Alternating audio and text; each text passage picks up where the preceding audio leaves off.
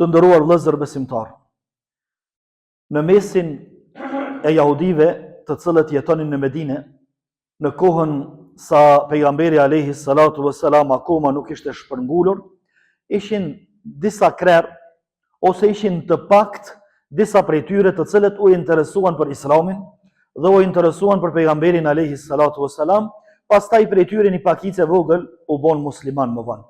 Mirë po njëri prej tyre, i cili është interesant tregimi i tij, edhe pse i shkurt, mirë po është interesant për faktin se ai ka qenë rabin, ka qenë udhëheqës prijes i jahudive në fe, që ka pas emrin Abdullah ibn Salami. Edhe sa dëgjon ky se pejgamberi Muhamedi alayhi salatu vesselam po vjen prej Mekës në Medinë, thot u nisa drejt vendit ku ishin mbledh medinalit arabt, domethënë për me prit pejgamberin e Allahut sallallahu alaihi wasallam. Dhe ky duke qenë se kishte mësime edhe njohuri për pejgamberët, se si duken pejgamberët, si folin pejgamberët, në çka porosisin pejgamberët, e Allahut e kishte të lehtë me dallu se tashi njeriu që do të takohet me ta, Muhamedit alayhi salatu vesselam, a është pejgamber apo nuk është pejgamber.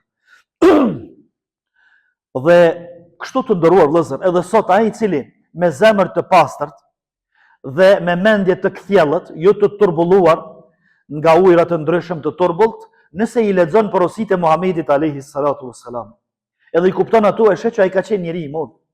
Ato porosi nuk burojnë prej mendjes njerëzore, po ato porosi janë të mëdha, edhe i ka sjell një njeri i madh, e që është Muhamedi alayhi salatu vesselam i dërguar Allahut. Thot Abdullah ibn Salami, sa erdh i dërguar Allahut në Medinë, momentin e parë që shkeli kama e tij në Medinë, ju mbledhen njerëzit rreth. Edhe unë isha prej atyre që ju mbledha, duke u mundu që me i bë vend vetes derisa u afrova në rreshtin e parë ose në hallkën e parë që e shihnim pejgamberin e Allahut sallallahu alaihi wasallam.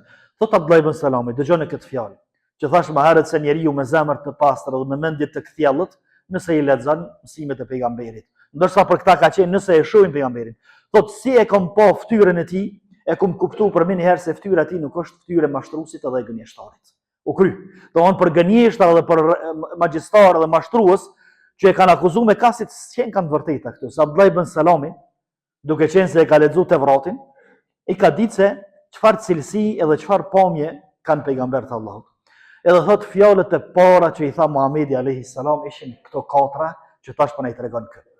Mirë po të nderuar vëllezër, para se me i përmend këto fjalë, në çfarë pozite po i thot pejgamberi alayhi salatu wasalam këto fjalë? Po i thot në pozitën e atij i cili sapo ka ardhur në një vend me të cilët don me ndërtu shtet, me të cilët don me ndërtu shoqëri të shëndosh. Edhe tash normal që porositë e para, fjalët e para duhet me qenë të mëdha dhe gjithë përfshirëse. Dhe se sikurse po ju tregon edhe muslimanëve që ishin bërë deri në atë kohë, po edhe atyre që nuk ishin musliman, se na do të veprojmë sipas këtyre porosive, të cilat po i dëgjoni. Mon fjalët e para në Medinë që po i thot pejgamberi alayhi salatu wasallam janë këto katra, thot Abdullah ibn Salami, i dëgjova me veshjet e mi fjalët e tij, ku tha ayyuhan nas at'imu at'am wa afshu as-salam wa silu al-arham wa sallu wan-nasu niyam tadkhulu al-jannata bisalam. Katër fjalë. Porositë mëdha, krejt misioni i tij i përmbledhën këto dhe krejt puna e ardhshme e tij, edhe ndërtimin që do t'ja bëj shtetit, edhe institucioneve të shtetit, edhe një shoqëri të shëndosh që do ta ndërtoj mbi katër këto baza të mëdha. E para, thot ushqeni nevojtarët, o njerëz, ushqeni nevojtarët. Më porosia e parë, pa i njoft njerëzit hiç, as pa e ditë a ka varfanjak, a ka nevojtar, as ka nevojtar, a ka fukara, a ka të pasur, thot ushqeni nevojtarët. Shpërndani selamin, përshëndetjen me selam. Mbani lidhet farefisnore dhe faluni kur njerëzit flenë, kur të tjerët flenë, kështu keni me hinë xhenetin e Allahut. Për çka jam ardhur ne këtu? Unë jam ardhur këtu për më ju dërgu tek mëshira e Allahut. E mëshira e Allahut, interpretimi më i mirë i mëshirës së Allahut është xheneti. E unë jam ardhur për më çutë xheneti atëherë, bazë këtyre katër shtyllave të mëdha do të ecim. E para po i thot ushqeni të varfrit. Të nderuar vëllezër, nuk paramendohet stabilitet. As nuk paramendohet një shoqëri e lidhur mirë, edhe e lidhën fort njëri me tjetrin atë shoqëri, njerëzit, nëse në atë shoqëri ka njerëz të cilëve ju fishlojnë zorët nga uria, ndërsa të tjerët e kanë barkun të mbushur, madje edhe e hedhin ushqimin ato që nuk kanë nevojë. Qysh ka mundësi me pas stabilitet në këtë shoqëri? Sepse varfëria të ndëruar vëllezër është derë e rëndë. Shumë kush për neve e ka përjetu, ose do ta përjetoj. Është derë e rëndë. Është pozicioni i rëndë. Mundi i pafuqishëm, mundi me derin atë i pafuqishëm deri në atë mos sa mos me pas as çka me hangër, ndërsa tjerë për rreth teje i gëzojnë të mirat edhe i kanë me hangër e me pije, me veshë dhe kanë shumë tjera, është pozitë shumë e rëndë. E tash pejgamberi alayhi salatu wassalam po ju drejtohet kësaj shoqërie që mos i lëni të tjerët anash. Sepse në këtë formë pastaj ky njeri ka mu detyru me të drejtë apo pa të drejtë që me i marri noti ati që ka, me i pas zili, me humb dashurinë mes tyre, pastaj edhe me hy konflikti mes tyre, sepse nuk ka mundësi mu paramendu stabilitetin. Ndërsa në anën tjetër të pasurit, Allahu ja ka mundësu që përmes një kashore bukës, e cila është kafshata e mëshirës dhe rahmetit, me arrit tek kënaqësia e Allahut të lartësuar. Përmes një kashore, përmes një ushqimi të cilin ndoshta na për çdo ditë e gjujmë, edhe e largojmë, pse se s'po mund me hangër. Çka me bë? Qëte. Ndërsa dikush që ato nuk e ka. Ana përmes kësaj, që është tepris ndoshta tani, edhe që është vlerësuar që nuk është në rregull kjo absolutisht, por kjo është temë vete, përmes kësaj e arrijm mëshirën edhe kënaqësinë e Allahut, e përfitojmë zemrën e atij skamnorit, i forcojmë lidhjet në shoqëri dhe ndërtojmë një shoqëri të shëndosh.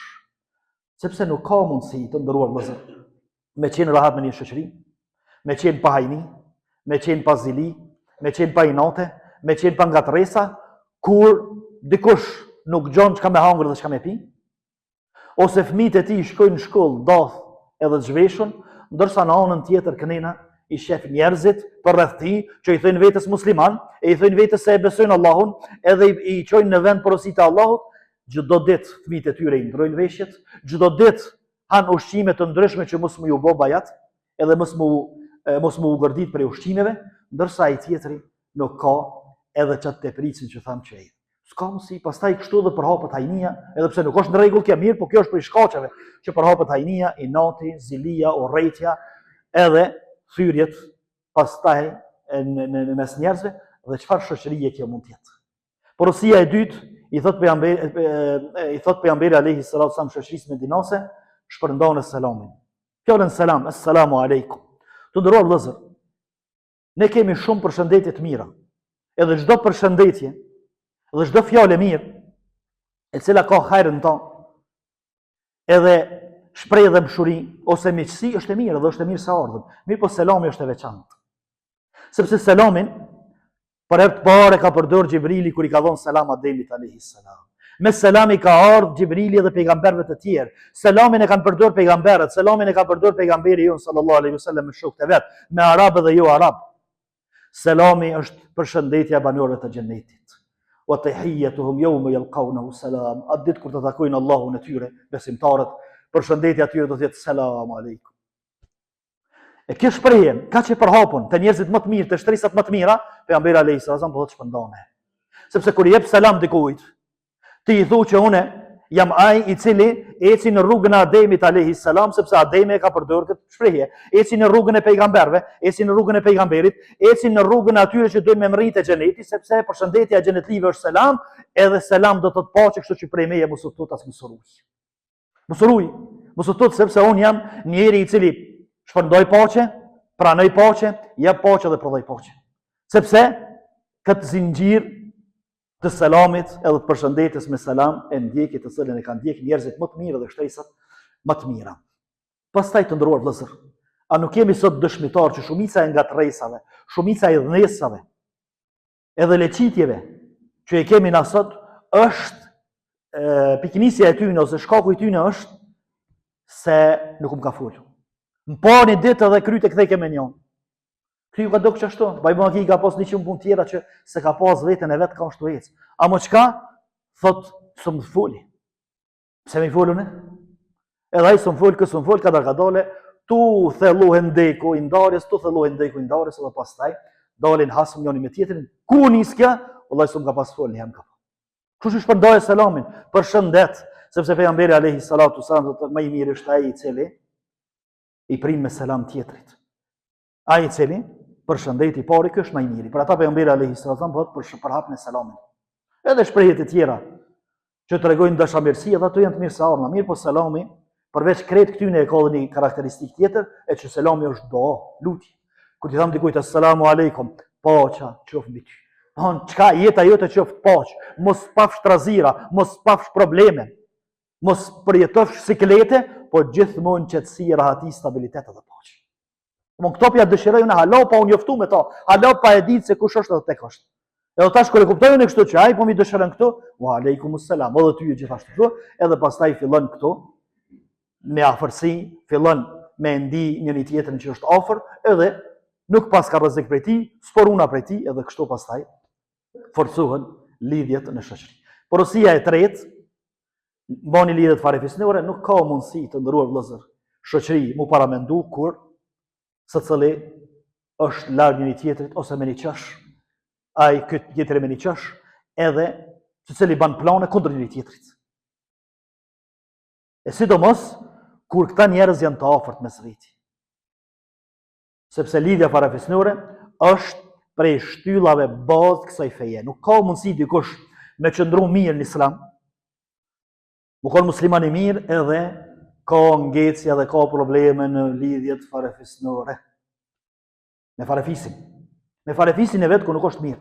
Qysh ka më konë mirë ai me tjertë? Kur ai nuk din me i thonë falenderit, me i falenderu farefisin e vetë, njështë e vetë të afërt. Të cilët i ka afër, i ndihmojnë, e këshillojnë. S'dim i thonë falenderit, qysh dim i thonë Allahut falenderit pastaj? Pikërisht ka thonë pejgamberi alayhi sallam, çaj që s'din me i thonë njerëzve falenderit, s'dim i thonë as Allahut të lartësuar. E pejgamberi alayhi sallam bëhet mani lidhjet farefisnore, sepse lidhja farefisnore kur i ka kriju Allahu të gjitha krijesat, u shtanku tek Allahu dhe thotë o Allah, ti po na krijon, edhe më ke kriju mua. Mirë, po mua nuk kanë më mbajt njerëzit, kanë më në përkënd, kanë më shkel. Nuk kanë me rujt hakun temë dhe shejtrin temë që po ma jep ti.